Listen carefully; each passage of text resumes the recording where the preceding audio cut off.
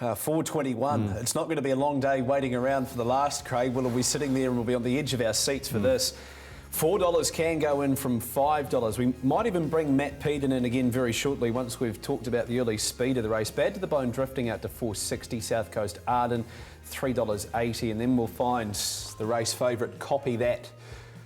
Well, if he can get up in this, that's really just going to round out Jules, Herculean performance if he can win this, because it doesn't map and it doesn't look like any way he can get into this race, the way the race unfolds. And yet he's your $3.20 favourite, and they've obviously taken money from Matt. And I think when we look at the map, that is why it's going to be so difficult for him to get into this race. Kango, great gate speed. Tommy Lincoln, incredible gate speed. Blair Orange, key drive. Steal the Show led last start. Bad to the Bone set outside, Copy That in a tail a mile. And then you get out to South Coast Arden, who's at barrier 7, crossed them in a heartbeat at Addington. Fantastically fast front row. And you got your favourite draw in the second row. Matt Peden, can you tell me, why is the money still coming for Copy That from barrier number 13? Craig, I think there's a bit of loyalty for Copy That, just a few of the fans that often get behind him. He's been one of the best backed in the race, 2,000 at 340, 500 at 340, another 300 at 340. But then on the flip side, we go to the front row, number 2, Kango. He's been the one they've been on since the markets have opened. He's got more bets on him than any other runner in the race, 2,000 at 480. A number of $100 and $200 bets on him as well, and a 3,500 top 3 bet at 185 as well. That market with Kango and the money you've taken at $5, Matt, was that immediately? Because I would suggest that obviously that Cambridge workout would have had a lot to do with that. I mean, he led in that workout there. They've got a bit of confidence they can go forward from the draw. He's a last start winner. He's a local, and obviously Arna's Donnelly's team going well at the moment. Early money, was it immediately after that workout? Interestingly, no. Like, quite a lot of that support, including the $2,000 bet, came before the workout, and then we've had the flow of support of the smaller bets that have come since then. Matt, is there anything else in the race that they're willing to have a spec on? Is Pembroke Playboy won the second row something that they're happy to have a look at, or is he friendless? At the moment, Matt, Copy That, Kango, the only two they're interested in. About 95% of the total investment on the races are through those two horses. And I think once the other ones around those two start to drift out from their quotes they're at now, we might see some support for them.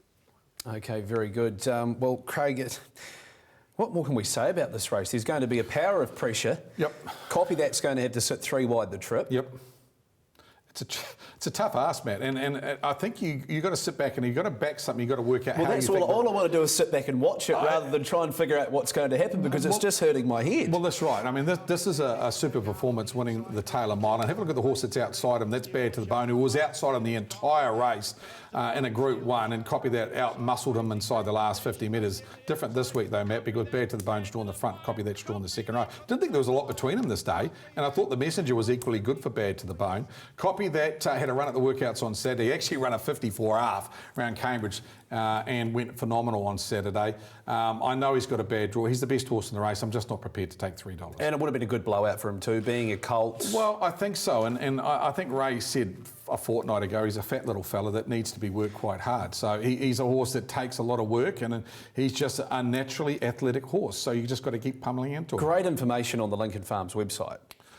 Absolutely. I mean, if you go to the Lincoln Farms website at the moment, I think the boys Ian Middleton, Barry Lichter have done a phenomenal job on horses that are favourites in the Jewels for the last 14 years, the records of them, where they've drawn, stuff like that. So great read also on Copy That as well. So Lincoln Farms website, the place to go. And they'll have Tommy Lincoln in the last as well. South Coast Arden, had he drawn 1 to 5, he might have been a horse that you could bet with a bit of confidence in this, with the way that he was winning at the Addington Raceway. Just explosive, and he's got the right lady on board, Natalie Rasmussen. Just where does he get to, Matt? I mean, my school of thought is that Tommy Lincoln's going to bore it up, can go early on, because he's got Copy That the race, and Tommy Lincoln's best chance is always when he's been to the front, so it's no surprise that he'll go forward. Of course, Blair Orange picks up the drive on Tommy Lincoln. Where does that put South Coast Arden? Because if there's that much speed, you're out wide going around that first bend at Cambridge, and you could be 3 and 4 wide, because in between them is Steal the Show, who's led at its last start, and Bad to the Bone. So if Natalie could get to the park position, Matt, I believe it could win the race. But I'm not sure how it's going to get there with so much speed over a short journey. I'll give you a roughie. Yep. Real roughie. Go on. 3 the second row, Laver. If they go, he went 151 at Nelson at the start of the year. If they go anywhere around that 150 to 153 range, he'll beat More Home than beat him. He's a real genuine horse. And he's at 40 to 1. Well, I tell you what, with Lever, he's no hope if they go 155. Yeah. But he's a damn good chance if they go 153. He'll just keep because trucking. he doesn't actually. He's a better horse when they go hard than when they go slow. So I understand what you're saying because that's the tempo of this race. My Ruffy has won the second row. And is a horse that's competed against Amazing Dream, Self Assured, and the best of the open class company in Pembroke Playboy. I know the draw's a shocker, but he's going to be on the market pegs. And if you've got all these good horses three wide doing it, and the gaps happen to open up at the 600 and he got off, you could see him cruising in behind them doing absolutely no work when they've done all plenty.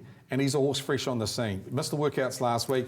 He's beaten the best horses in the country. And he's at massive money because he's drawn the second. Even though it's winter, I'm sure people are going to stick around till 4:21. Just Mate, it's that's a race of the day. It'll be the cracking draw. fastest race of the day. There's just no doubts about it.